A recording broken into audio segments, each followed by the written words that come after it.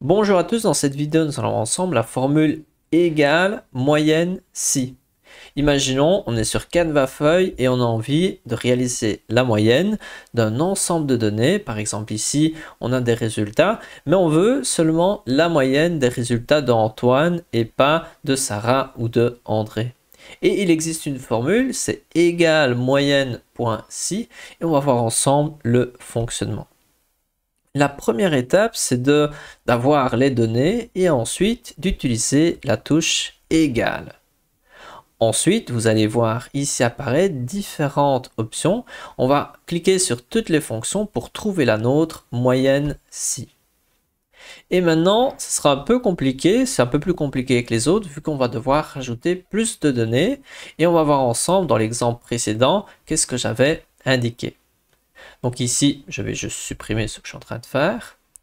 Et regardons ici, dans l'exemple précédent, j'ai sélectionné la plage de données B1 à B7. Donc j'ai sélectionné tout d'abord ici le paramètre en question que je vais vouloir analyser. Et donc regarde avec moi, le paramètre en question se trouve entre B1 et B7.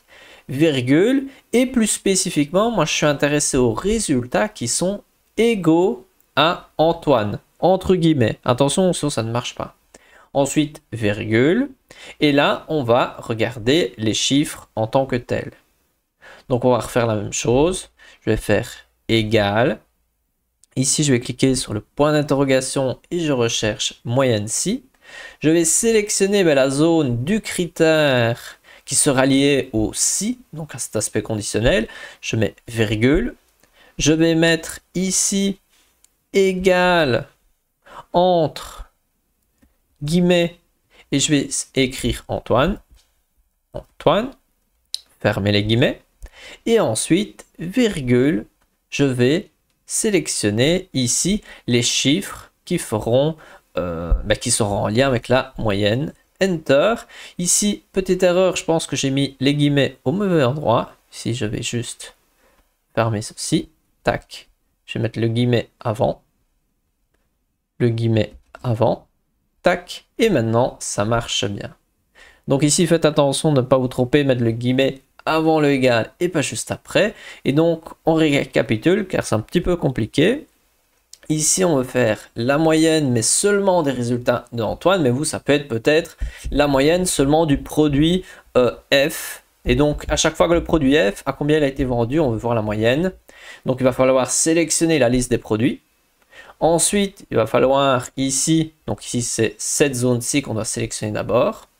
Ensuite, je vais mettre égal et je vais mettre entre guillemets égal à le produit F ou égal à Antoine dans ce cas-ci. Fermez les guillemets et ensuite virgule et là la zone avec les chiffres qui seront considérés.